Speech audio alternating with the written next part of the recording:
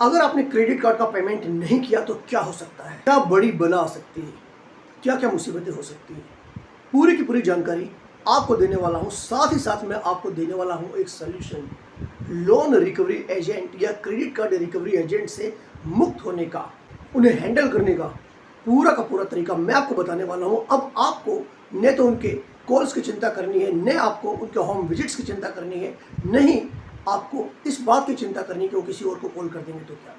ये recovery agents कि आपको सांस भी नहीं लेने देते हैं। पहली तो बात, ये बैंक वाले आपको क्रेडिट कार्ड थमा देते हैं। बहुत ही फैंसी लुकिंग क्रेडिट कार्ड होता है। जब क्रेडिट कार्ड आता है तो आपको भी लगता है कि वाह क्या आ गया है। बहुत ही सुंदर उसका बॉक्स होता है, आप उसे ओपन करते हैं, जो एक एनवेलप होता है, उसे जब आप टेयर करते हैं, जब उसे फाड़ते हैं, जब आप एनवेलप से उस क्रेडिट कार्ड को निकालते हैं तो आपको ऐसा लगता है कि पता नहीं क्या आ गया, मैं कुछ हूँ। और यही वो ट्रैप होता है। और जब आप डिफ़ॉल्ट करना शुरू करते हैं तो उसके बाद रिकवरी वाले आपको इतना परेशान करते हैं, इतना परेशान करते हैं। आए दिन मैं ट्विटर पर देखता रहता हूँ कि किस तरीके से लोग कंप्लेंट कर रहे हैं कि रिकवरी एजेंट्स ने मुझे परेशान कर दिया है इस बैंक को, कि आपके रिकवरी वाले अननोन लोगों को कॉल कर रहे हैं। कुछ कहते हैं कि रिकवरी वाले बिना मेरी परमिशन के मेरे घर पर आ गए, कुछ कहते हैं कि मेरे पिताजी को परेशान कर रहे हैं, कुछ कहते हैं कि बिना बताए ऑफिस से पहुंच गए। ये केवल परेशान ही नहीं करते हैं, बल्कि लोन के ट्रैप में फंसने के बाद, कर्ज में फंसने के बाद, क्रेडिट कार्ड के ट्रैप में फंसने के बाद आपकी स्थिति इतनी बुरी हो जाती है कि जितनी भी तनख्वाह आपकी आती है, सारी की सारी तनख्वाह आपकी आने से पहले ही चली जाती है। आपके जो भी इंपॉर्टेंट एक्सपेंसेस होते हैं वो नहीं हो पाते हैं। हमारे क्लाइंट ने बताया था कि उनकी स्थिति ऐसी हो गई थी कि उनको 3,000 रुपये अपने बुजुर्ग पिता से मंगवाने पड़े थे ताकि उनके घर का राशन आए। ऐसी स्थिति हो जाती है दोस्तों जब आप कर्ज के जाल में फंस जाते हैं। हमारे क्लाइंट ने बताया कि उनको उनके बच्चे की स्कूल तक छुड़वानी पड़ी क्योंकि फीस नहीं थी। उन्होंने बताया कि अपनी वाइफ को उनको मायके भेजना पड़ा। हमारे बहुत सारे ऐसे क्लाइंट्स थे, जब उनका कॉल आता है ना तो फ़ोन पर रो पड़ते हैं। Literally I mean it. Punjab से हमारे एक भाई का फ़ोन आया था, फ़ोन पर रो पड़े। और अगर आप ये सोचते हैं कि कोई आपकी मदद करेगा, कोई तो आपको ऐसे लोग धोखा दे देंगे, ऐसे लोग धोखा दे देंगे जिनसे आपने कभी उम्मीद नहीं की थी कि ये इंसान मुझे धोखा दे सकता है। आपका बेस्ट फ्रेंड, आपका better than the best friend, आपका बचपन का दोस्त, आपका सबसे क्लोजेस्ट रिलेटिव, आपके गॉड फादर, आपके फैमिली मेंबर्स ही में कोई 1 रुपया आपको नहीं देता है। यानी कि एक तो आप कर्ज में फंसे हैं, ऊपर से सब लोगों ने हाथ छोड़ दिया। उस समय दोस्तों ऐसी बुरी स्थिति हो जाती है कि आप सोचते हैं कि मैं क्या करूं। रोना तो बहुत छोटी सी चीज़ है, ऐसी स्थिति कर देते हैं ये। आपने सुना होगा ना, दर दर का भिखारी, ऐसी हालत हो जाती है।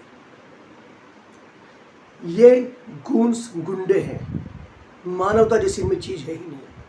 अभी 2-3 सप्ताह पहले की बात, तमिलनाडु असेंबली में एक बिल अप्रूव किया गया है कि रिकवरी एजेंट्स अब बिल्कुल भी आपको परेशान नहीं कर पाएंगे।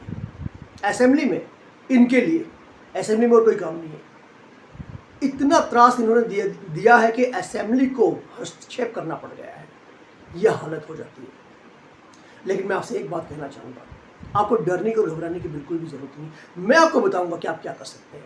सबसे पहली बात, अगर रिकवरी एजेंट आपको परेशान कर रहा है, सहन मत कीजिए।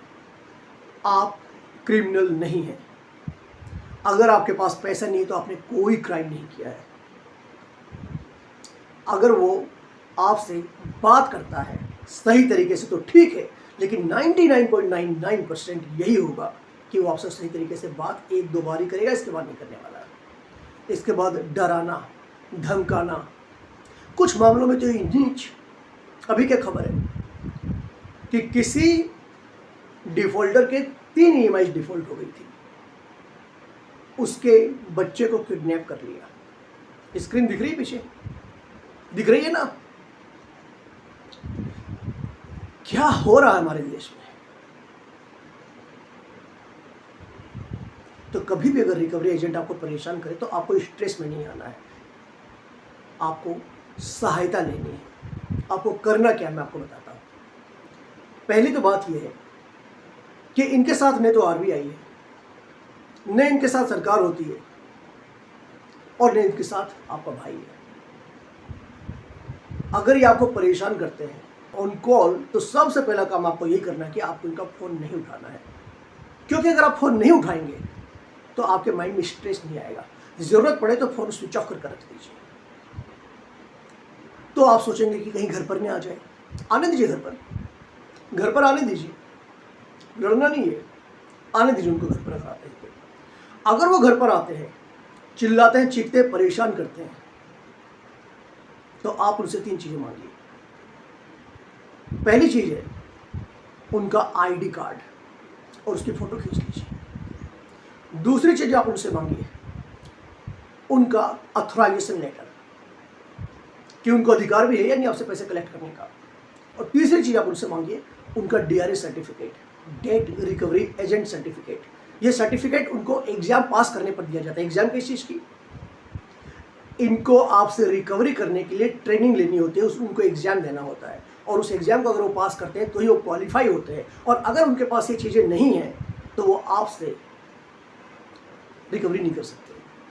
और ये तीनों चीज़ आपको साथ में नहीं मांगनी है। सबसे पहले आप उनसे ये कहिए कि मुझे अपना आईडी कार्ड दिखाओ, और मैं तो कहता हूँ कि उनकी सही आइडेंटिफिकेशन के लिए सबसे पहले उनका ड्राइविंग लाइसेंस, आधार कार्ड, ये सब चीज़ें मांग लीजिए और फ़ोटो खींच लीजिए। एक साथ मांगेंगे ना तो 2-4 गालियाँ देकर चले जाएंगे, डरा धमका कर चले जाएंगे, और आपको पता भी नहीं चलेगा कि कौन आया था।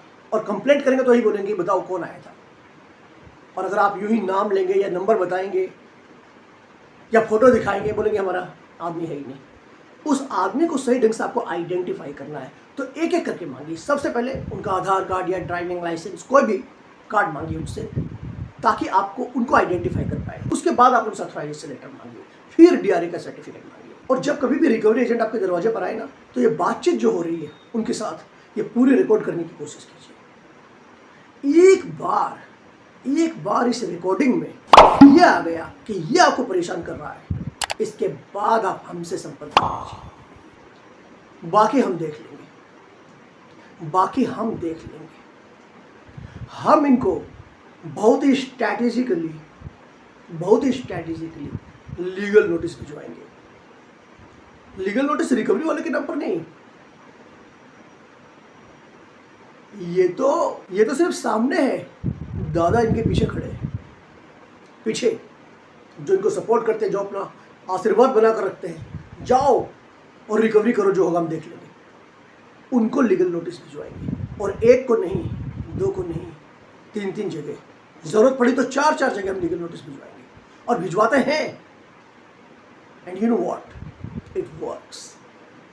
ये काम करता है दोस्तों। सही ढंग से आपको अगर लीगल नोटिस नहीं भिजवाना है, स्ट्रैटेजिक लीगल नोटिस, स्ट्रैटेजिकली, तो ये काम करेगा।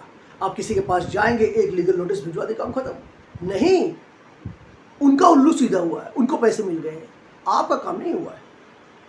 काम हो कुछ ऐसा होना चाहिए, कुछ ऐसा लीगल नोटिस होना चाहिए, रिकवरी वाला दोबारा दिखे ही नहीं।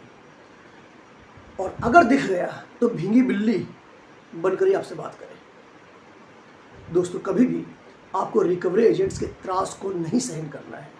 कर्ज की वजह से आपकी जो भी परिस्थितियां हो गई हैं, आपके पॉकेट में आज पैसा मान लीजिए कम है, आपको जो भी आपके बिल्स वगैरह आते हैं आप उसे पे नहीं कर पा रहे हैं, रूम का रेंट नहीं दे पा रहे हैं, घर में खाना नहीं खा पा रहे हैं, फैमिली आपकी तितर बितर हो गई है, आप अपनी वाइफ को मायके छोड़ देते हैं, आप खुद कहीं छिप कर रहते हैं। अब छिप कर रहते हैं तो भी आपको आसानी से जाने नहीं देते, इसके लिए भी ट्रेस करते रहते हैं, जिसके ऊपर मैंने एक वीडियो बनाया है कि रिकवरी एजेंट्स कैसे आपको ट्रेस करते हैं। इससे पहले वाला जो वीडियो आप उसे देख लीजिएगा। मैंने 5 तरीके बताए कि किस तरीके से आपको ट्रेस करते हैं। तो ट्रेस भी करते रहते हैं, लेकिन ये ट्रेस कर भी आपके पास नहीं आने वाले हैं। सिर्फ जो मैंने आपसे कहा है उस चीज़ का ध्यान रखिएगा। रिकवरी वालों को भगा दूंगा, ये मैं आपसे वादा करना चाहता हूँ। आपको मुझ पर विश्वास करना पड़ेगा, लेकिन इसके लिए मैं आपको विश्वास दिलाता हूँ कि आपका हैरेसमेंट रुकवा कर ही दम लूँगा। तो बिल्कुल चिंता नहीं करनी है। जो लोग मेरे वीडियो पहली बार देख रहे हैं उनको बता दो किस तरह के वीडियोस मैं बनाता रहता हूँ। तो आपको करना क्या है, मेरे चैनल को सब्सक्राइब करना है और बेल बटन पर क्लिक करना है। इससे जब कभी भी कोई भी नया वीडियो आएगा उसकी नोटिफिकेशन सबसे पहले आपके पास आ जाएगी। और इस वीडियो से अगर आपको वैल्यू मिली है तो इस वीडियो को शेयर कीजिए, क्योंकि आप ही की तरह बहुत अधिक परेशान कोई और भी होगा, उस तक भी वीडियो ज़रूर जाना चाहिए।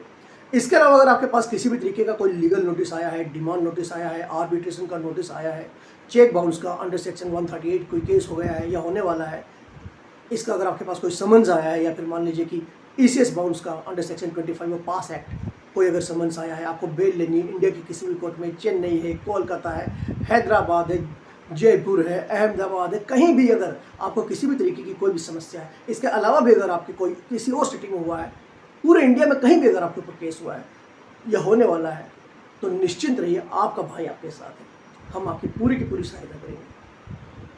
तो चलिए आज की वीडियो में बस इतना ही। बी कॉन्फिडेंट, और डरना बिल्कुल भी नहीं है, डरना बिल्कुल भी नहीं है। डरेंगे हार गए। You have to fight and you have to fight very smartly. चिंता बिल्कुल नहीं करनी। और हाँ, लोन का सेटलमेंट, लीगल नोटिस, सब कुछ हो जाएगा, चिंता नहीं करनी है। बस आप मुस्कुराते रहिए, कॉन्फिडेंट रहिए। कोई भी समस्या हो, स्क्रीन के ऊपर आपका नंबर दिख रहा है, इस नंबर पर हाई लिखकर आप भेज सकते हैं, आपके पास ऑटोमेटिक स्टेप्स आएगा। और अगर आप चाहें तो 1-on-1 हमारी टीम से बात कर सकते हैं, अगर आप चाहें तो मुझसे भी बात कर सकते हैं। बस ये ध्यान रखिए कि ये छोटी सी पेड सर्विस है, लेकिन बहुत ही छोटी सी पेड सर्विस है। आपका जो लोन है ना, जितना बड़ा लोन है उसकी तुलना में इस सर्विस की कीमत बहुत ही कम है। और ये सर्विस हमारे ऑपरेशनल चार्जेस को मीट करने के लिए है। फ्री के लिए मैंने बहुत सारे वीडियोस बना रखे हैं। अगर अभी आपके पास पैसे नहीं है तो बिल्कुल भी चिंता मत कीजिए, आप अभी वीडियोस देखिए, और जब आपके पास कंसल्टेशन फीस आ जाए तो आप हमसे भी संपर्क कर सकते हैं। निश्चिंत रहिए, लेकिन घबराना नहीं है। अगर फीस नहीं तो भी नहीं घबराना है, हमारी वीडियोस आपकी सहायता करने के लिए। चलिए आज की वीडियो में बस इतना ही। मिलता हूँ जल्दी आपसे अपने अगले वीडियो में। तब तक के लिए अपने भाई, अपने दोस्त को देख लीजिए।